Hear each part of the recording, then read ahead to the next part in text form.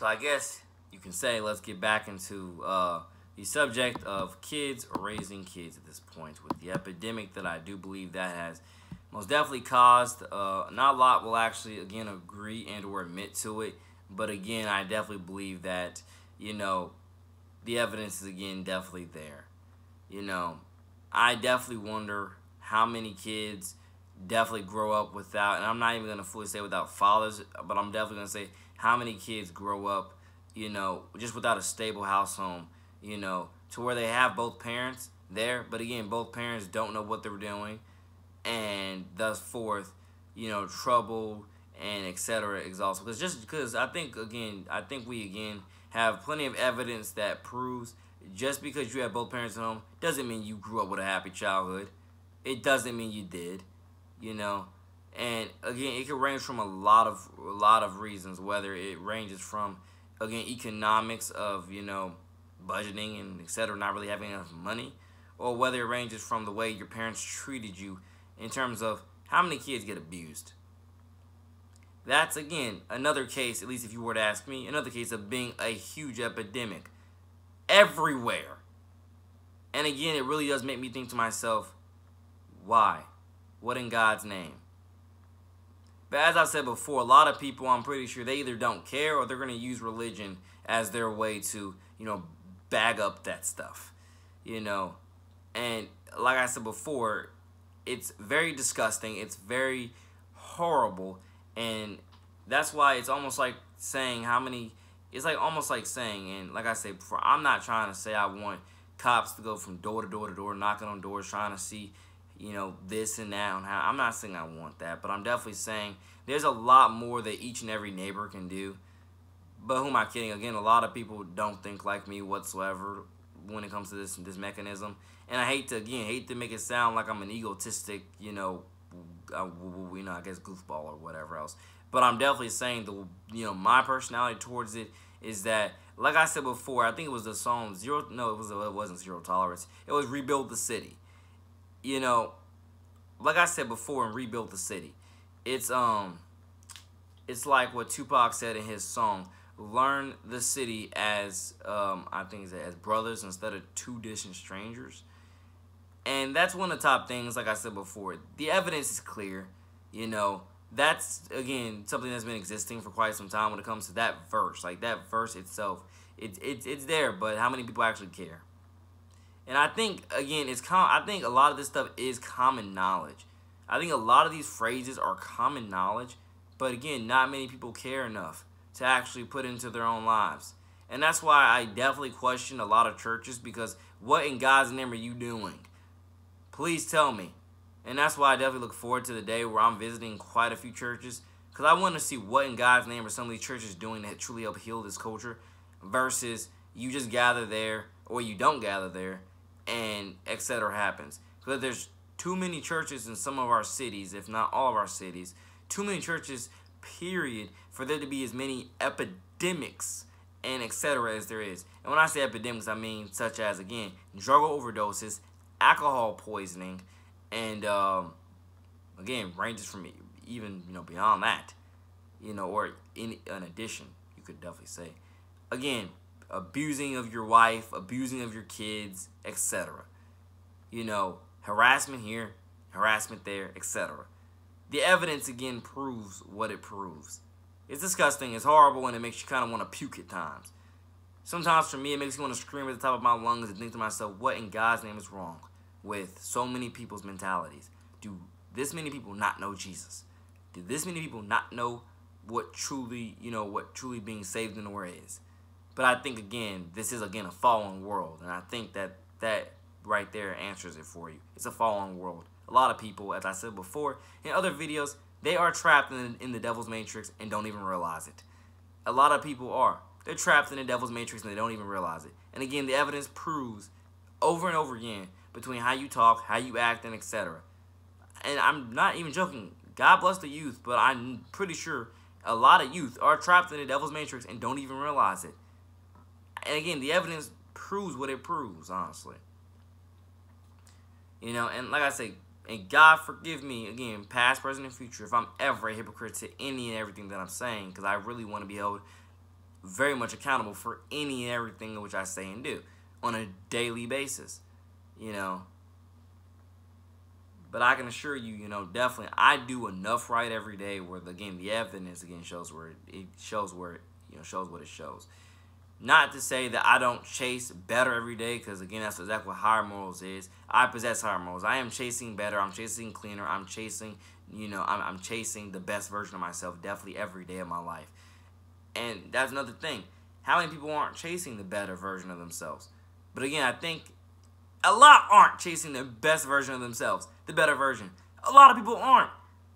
And I say that because, again, I'm 20 years old. And I'm telling you, I literally do feel like I have so much, you know, discernment, experience, and etc. Even though I haven't been all around. But again, I've learned from many various sources. People and media, movies, etc. You get the point. I believe I've learned from quite a bit of sources that the evidence shows it. A lot of people are negatively content with their sin. They are negatively content with the lifestyle they're living now. It's not their best, but they're totally content with it. And the question is, why are you content with it? Especially when you see, / the evidence shows it's not right. It's not humbling. It's not real. It's not pure. It's not of Jesus. And that's why, again, when you go back to we live in a fallen world, I, again, believe, again, right there. A lot of people are trapped in the devil's matrix and don't care. or are doing the devil's work, don't care. And that's why I said before, I do believe so. My opinion, I own it. Nobody has to go by it whatsoever. This is why I say that I do believe so. If a lot of people die tonight, they're not going to heaven. Because the evidence is just too plain and clear. Not unless they do with the I guess other I think the robber, like, you know, when Jesus was on a cross and it was those other two guys right from right beside him. Not unless they do what that guy did. I think on his left side or right side. Forgive me if I got one of those sides wrong. And not unless they do what that guy did, which was repent and been like, we deserve this, you don't, etc. You get the point. Not unless y'all do with that, not unless y'all do what that guy does. But I'm telling you, you need to do it sooner rather than later. You should not wait till you're near your deathbed.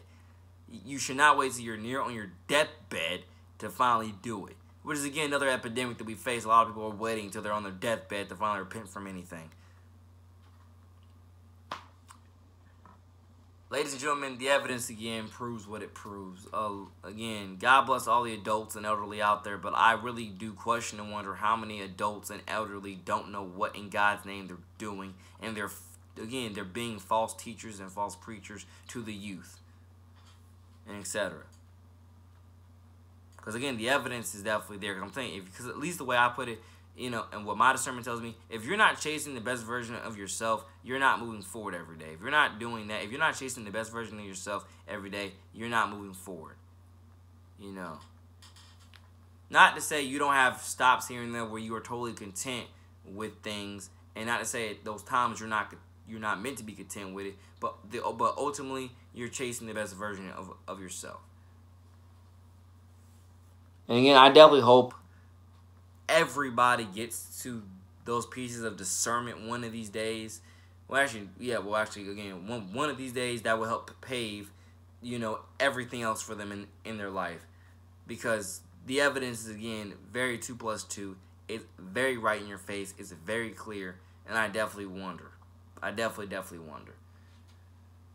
God knows, one of the top, and again, I'm not trying to be hugely braggadocious here, but I'm telling you, one of the top reasons why I have as much respect as I have amongst almost everybody I meet instantly is because I am very respectful and I preach a lot of real stuff once I start preaching.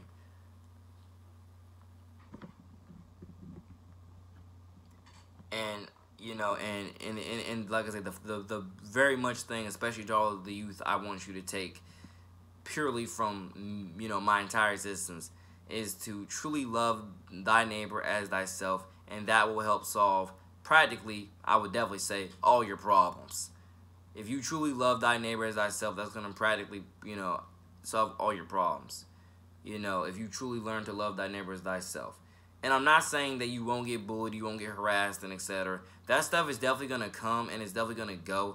But again, you have to be very patient and strategic with certain processes, if not all processes, and try your best to channel Jesus to help get you out of that process in due time and help you cope with it and help you learn, build, and grow with it towards, again, the best version of yourself / your testimony to more people so you can, again, help save more people.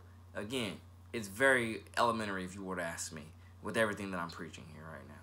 But there's too many churches out there, as I said before, that I do feel aren't doing their jobs. I just got, again, I love church. I love church. But I have that great feeling either in my heart or my mind or my soul or whatever else that tells me, Nate, a lot of churches aren't doing their jobs, or a lot of those people in the community aren't doing their jobs towards going to church and being biblically saved and aware. A lot of and the evidence, again, proves within your local news, it proves it, you know. But not only within your local news, but again, it proves within conversations that you have with your everyday neighbors, your everyday people, and etc. You know, and again, God bless everybody, period, from no matter what background you're from. God bless everybody on truly getting clean through Jesus Christ's salvation, which strengthens you every day. You know, because I'm just saying, the evidence is there, and I'm, like I said before in multiple other videos, you got to decide which side you want to be. Which side you want to be on, the side that continuously kept, you know, keeping you from your higher purpose and was damning your soul to hell the entire time. By the way, when I say damning your soul to hell, that's biblical, by the way. That's actually biblical. So that's not just me cursing just to curse. That's biblical, that's biblical, you know. And that's what I mean about one of the top things that I feel like my calling is. You know, I'm trying to help save everybody from damnation, you know. And like I said, not everybody has a true relationship with Christ. Not everybody has one.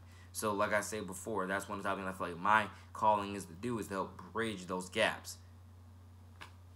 Because a lot of people under their own strength are not going to bridge them themselves. They're not going to do it.